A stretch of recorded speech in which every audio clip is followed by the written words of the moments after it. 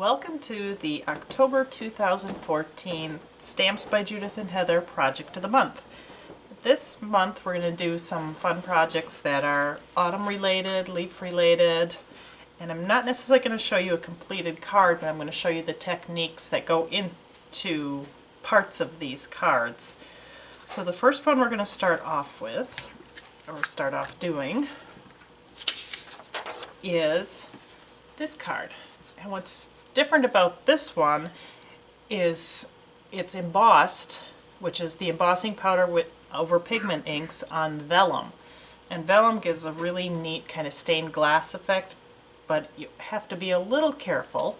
It says give thanks, because you can pop the embossed line off the vellum if you handle it too roughly. I'm going to start off with a piece of vellum. It's basically a thin, semi-transparent paper. And I'm going to have my maple leaf. I'm just going to use a little Color Box Cat's Eye pigment ink. The difference between the inks, this is a pigment ink. It's a thick, tacky ink that stays wet long enough that you can get the embossing powder on. And these are dye-based ink pads which dry incredibly fast and you would not be able to get the embossing powder on them. If I were not embossing, I would prefer the dye-based ink pads over the pigment. You could ink it up. Got it inked. I'm going to stamp it down. And since the ink does stay wet longer, you can do more than one. You can hear how it sticks to the paper. It's because it's tacky. And then the embossing powder is a plastic powder, this is gold, that you heat, not with a hairdryer, but with element on your stove, electric stove. You can even use a light bulb. Well, the old light bulbs would get hot enough. Or a heat tool. You take and pour the powder on, and tap off the excess, and it has sort of a dull gold look. If I hold my hand up, you can kind of see my hand showing through the paper. And the most important part, if you're using the heat tool, is to remember to put the embossing powder away so you don't blow it all over the place. It may seem silly, but it's something that's easy to do when you're not thinking about it. Now, this is the heat tool. Basically just blows extremely hot air. You want to be a little careful when heating the vellum, because you can actually separate the layers in the vellum and it can create a kind of a pocket. And what I do is just sort of gently heat it a little bit first. And I like to do little circular motions just so I don't burn the paper as well.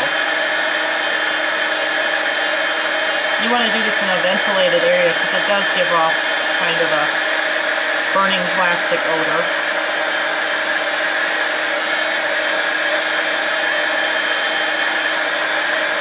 And you'll be able to tell when it's done because it completely changes its look. Oh, you can kind of see now it has a gold sheen, and it will wrinkle the paper a little bit. Now if I'm cutting these out, which I would do here, cut them out while they're relatively warm, and you'll be less likely to pop any of the plastic off the vellum. Right now I'm not going to worry about that. Excuse me. But to color these, to get kind of a stained glass effect, you flip it over. I'm going to use my Tombow markers, and you color the back side of it. I'm just going to color over it.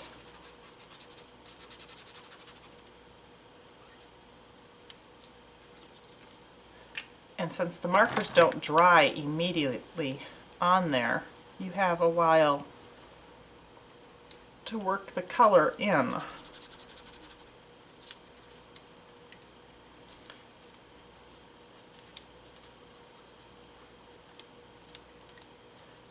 Okay. The right lids on the right markers. Actually going to grab a little bit of a darker orange for the veining. And this is what I mean by it doesn't dry immediately. I can go back in and blend that out. When you flip it over, put it on a white piece of paper so you can see it, it has a nice kind of soft stained glass kind of effect. I will do another one, and you can see there's some ink on there, so it does take a while to dry. I'll do a green one.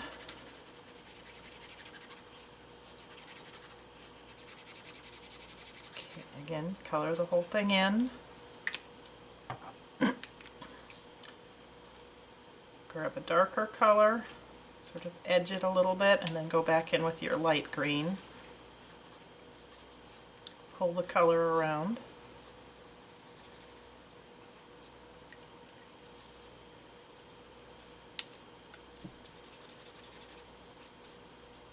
And then you could go back, add the dark edges. Okay, and I'll flip this over so you can, that's the back of it, which is kind of pretty in its own way, but you flip it over and you can see kind of the softness of it. And what I did on this card is I took a piece of vellum and stamped all over it and colored several in, and then I cut some out and layered it, and then I cut some on cardstock and layered them as well. And when you're gluing vellum down, if you use double stick tape, keep in mind that you will be able to see the little strips of tape. They show through the vellum, so you want to get maybe an overall adhesive or a spray adhesive for it. So that is embossing and stamping on vellum, and you get, like I said, that sort of shimmery plastic look. The next thing I want to show you is, with lots of family coming over and making your own place cards for Thanksgiving. So we have this one, and I already stamped and cut everything out. I have my oak leaves and my little acorns and my squirrel, and then I have my cardstock. This is just your standard A2 size cardstock. And I'm going to gently put a slight crease, because I want to know where the middle is. So I have a slight crease in it. And then I'm going to grab a scratch piece of paper, and throw your leaf on the floor. Okay, got my leaf, sorry about that. There's my leaf. And I'm just going to take a glue stick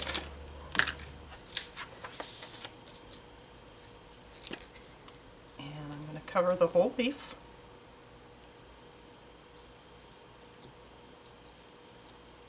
And I like to do it this way rather than masking, because I can get it exactly where I want it. And I am going to, there's my crease, I am going to have it extend beyond the crease.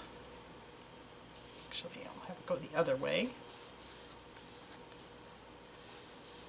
I have that. I'm going to do it again with a yellow leaf. Make sure you don't have a sticky piece of paper where you glue the other one down. And I didn't worry about getting in and cutting out every little crevice of the leaf, because when I add my shadows and everything when it's done, you don't really notice them as much. Okay. So I have those. And then this is where masking would be kind of a pain. So I cut this one out a little bit. And then where it would overlap, I am going to go in and cut it a little bit tighter. but I don't really do that until I know where I need to do it. Okay.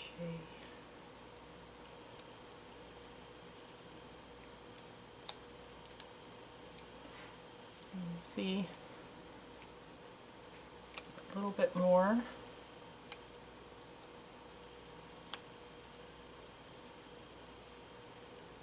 And you'll have to forgive me if I sneeze in the middle of this video, because due to fall, I have your lovely fall allergies going on. It's my favorite time of year with my least favorite allergy season. So you put your leaf down. I'll cut out a little bit more right here. And here. There we go.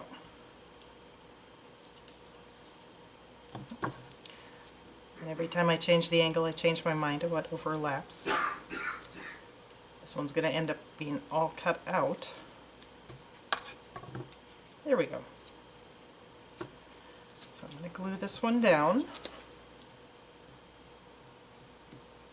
And I'm very liberal with the glue stick.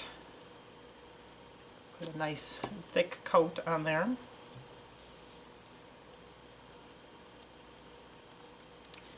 Now there's a kind of a helpful hint where it sticks past the edge. Rather than spend the time coloring a second leaf, take the part you cut off, reapply the adhesive,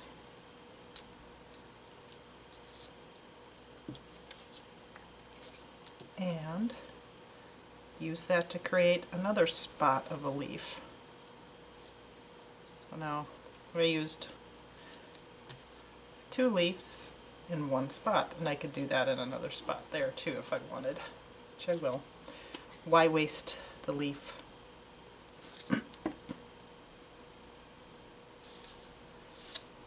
All right.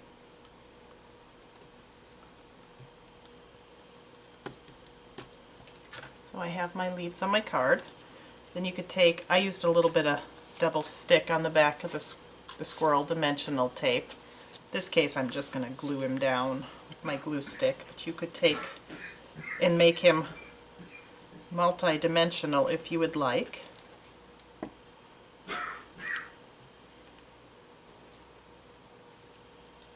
Get my little squirrel on there. And the same thing with the acorns. If you wanted to put a little double stick to make them popping off, you can.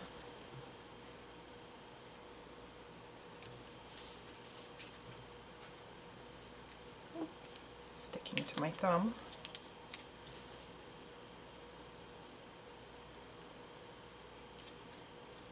Okay, so I have my acorns on there. I'm going to flip that little one that's sticking out off. Now on this card I have it backed. What you do before you trimmed it out, you would glue it right to the backing, and then you would cut it. So I'm going to go in now, kind of recrease where the fold would be. And grab your X-Acto knife and then just cut around the leaf.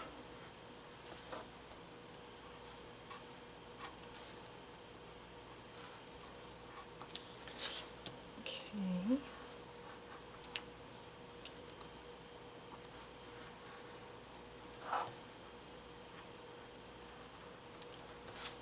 Alright, let's just take a couple more little cuts and we should have it.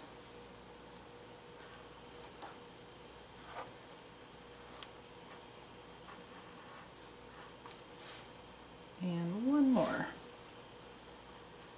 Okay, there I took my X-Acto knife, and when I pop this up, make sure all of them are cut, there is my place card. And it would have been all backed on a gold color. And then you can write your name. In my case, I wrote my son's name, Nathan. And you'd have a fun little Christmas, Thanksgiving place card. Okay.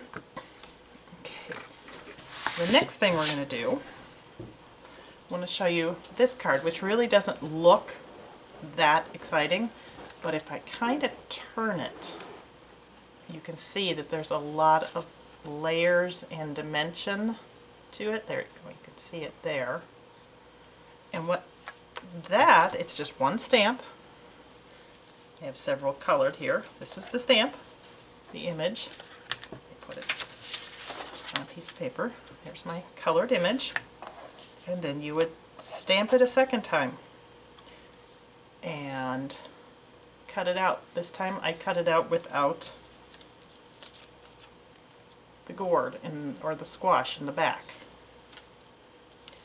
Then I'm going to cut it out and repeat the process. This time when I cut it out, I cut the grapes off. So then that one would layer down. So right now I have 3 layers. Then I did it again. This time I cut all the fruit out and would layer it down. And then depending on how much you wanted to create the dimensional, here are the little apple and the nuts on it, and here's extra little corn cob.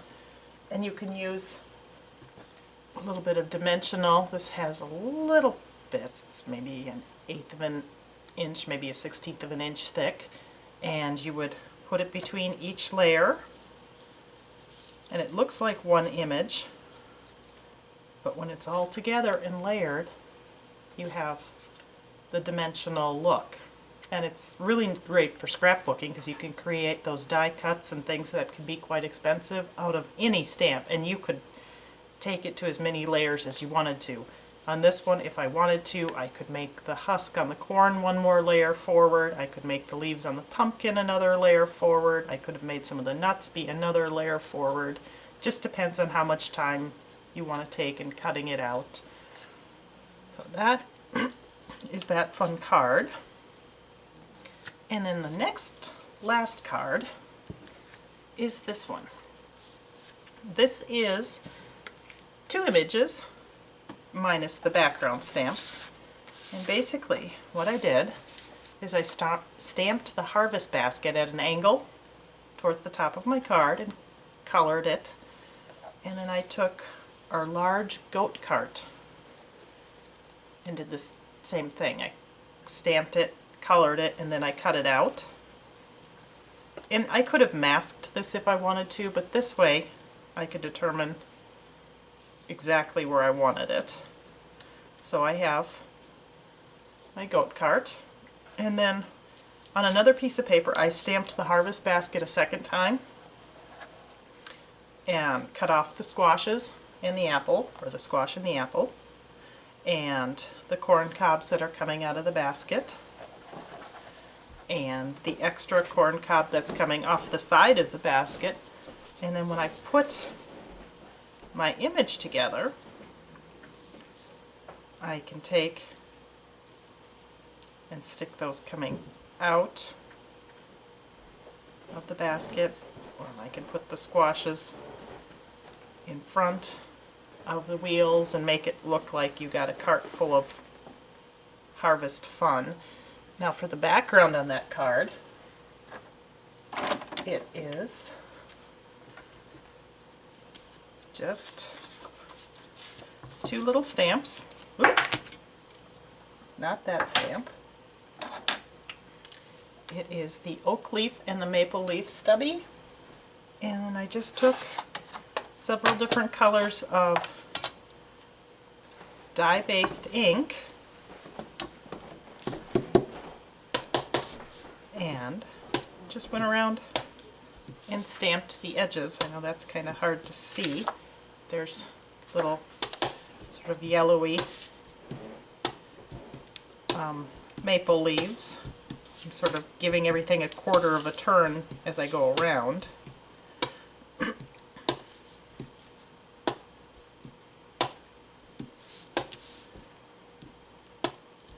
Alright, do that, and then I'm going to go in and grab my oak leaf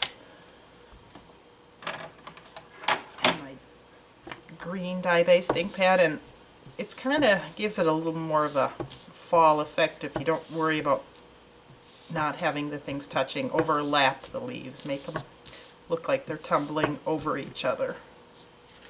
You can see they're on there.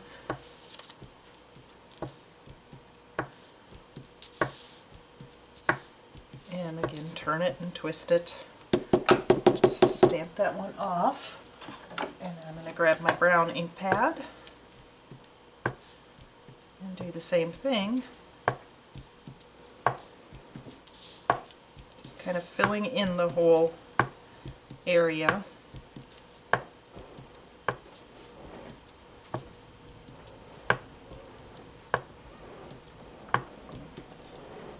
This is a little big for this card, but then I would take and layer that on there. You can see here, it's not a whole lot showing, but it gives it kind of a fun background, fun fall background. And again, on this one there is a little bit of dimension to it. The goat card is one dimension up, the squash and apple are another dimension, so you can change the look of it. You could even make the wheels, add a little glitter or metallic ink if you wanted them to look metal. And those are the October 2014. Here's the other one. Stamps by Judith and Heather, Project of the Month.